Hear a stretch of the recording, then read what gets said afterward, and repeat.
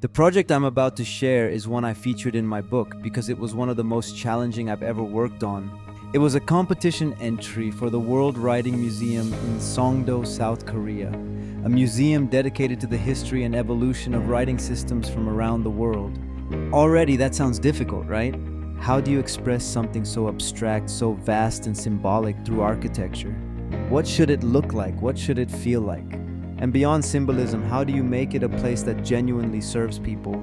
The brief for this project wasn't just about designing exhibition halls, it was much more layered and complex. Let's dive in.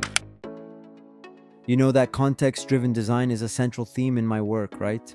It's the foundation of all my design. But let me ask you something honestly. Do you really believe context matters in design? Or are you more focused on how something looks and feels? And to be honest, it often makes the design process feel shallow, like the deeper thinking doesn't matter. Does it look good? Does it feel right? That's what many seem to care about. But here's the problem, feelings change. What feels amazing today might feel completely off tomorrow after a bad meeting, a good meal, or just a shift in mood. Without logic, without a clear rationale behind every design move, architecture becomes fragile. It loses its value for the designer, for the client, and for the people who experience it. That's why I believe in designing through context. It's about empathy, it's about common sense. It's about letting the site, the constraints, and the needs of people guide the evolution of the design, so that what emerges is not just beautiful, but meaningful. And sometimes that process leads to something unexpected, something no one imagined at the start. That's the kind of beauty I believe in. The project I'm about to share is one I featured in my book because it was one of the most challenging I've ever worked on. It was a competition entry for the World Writing Museum in Songdo, South Korea, a museum dedicated to the history and evolution of writing systems from around the world. How do you express something so abstract, so vast and symbolic through architecture? What should it look like? What should it feel like? And beyond symbolism, how do you make it a place that genuinely serves people? The brief for this project wasn't just about designing exhibition halls, it was much more layered and complex. The program also included a library, a cafeteria, classrooms for community engagement, and educational spaces for children and students. So the challenge wasn't just about creating a museum, it was about designing a space that could serve a wide range of real, everyday needs. At the same time, I had to find a way to translate the essence of world writing into architectural form. How do you give shape to something so abstract, so deeply rooted in human history and culture? That was the real puzzle, balancing symbolism with functionality and meaning with usability. At the beginning, I was filled with doubt, not just one, but many. How could I express this building in a way that speaks to the public, not just functionally, but symbolically? How could I give it meaning beyond its program? I found myself scrolling through images, searching for something, anything that might spark an idea or provoke a new direction. I also considered taking a more straightforward, logical approach, organizing layouts, planning visitor flow, mapping out interactive displays. But even as I explored those paths, something didn't sit right. It felt like I was solving problems without truly understanding the story behind them, like I was designing from the outside in instead of letting the meaning emerge from within. That's when I turned my attention to the site itself. Honestly, I knew from the beginning that I should have started there. But as many designers know, even when you understand the importance of context, it's not always easy to truly listen to it. This time, I made a conscious effort to slow down and really focus on what the site was trying to tell me. The museum was to be located in the heart of Songdo Central Park, a vibrant open space alive with families, joggers, and weekend picnics.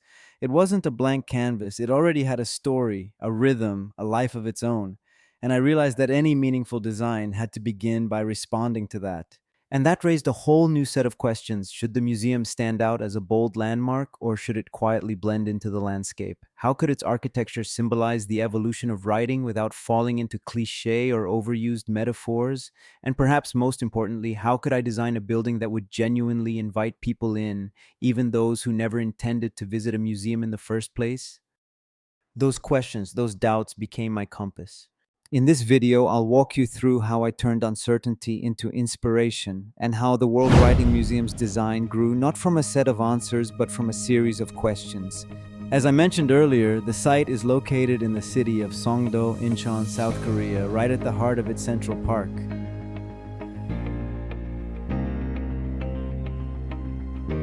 It's a unique location surrounded by tall buildings, which led me to an interesting observation.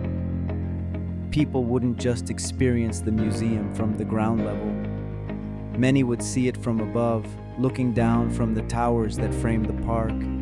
That elevated perspective became an important part of how I thought about the design. I began to imagine the landscape as a canvas, and on that canvas I started to write. Literally, I wrote letters across the terrain, letting the idea of writing itself become part of the architecture. That gesture became the spark that led me into the design process. As I began shaping the concept, I had to consider the practical realities of the site. Since the land is reclaimed, I made a deliberate decision to minimize the use of basement space. Deep excavation in such conditions can be risky and unnecessarily complex. So instead of multiple underground levels, I limited the parking to a single basement floor. Even for service access, I designed it so that trucks could park at ground level discreetly behind the building. This approach not only simplified construction, but also respected the constraints of the site and literally formed a wall by erecting giant letters visible from within the park. As a result, the building was designed to rise upward with the programmatic volumes extruded directly from the ground. At the core, a vertical exhibition wall, featuring scripts from around the world, emerged as a central spine, connecting the two wings of the building on either side. To ensure easy public access, I opened the museum from all directions, allowing visitors to enter freely from any point in the surrounding park. The green space was then shaped to flow naturally into the existing landscape, creating a seamless connection between architecture and nature. Please take a moment to review the outcome.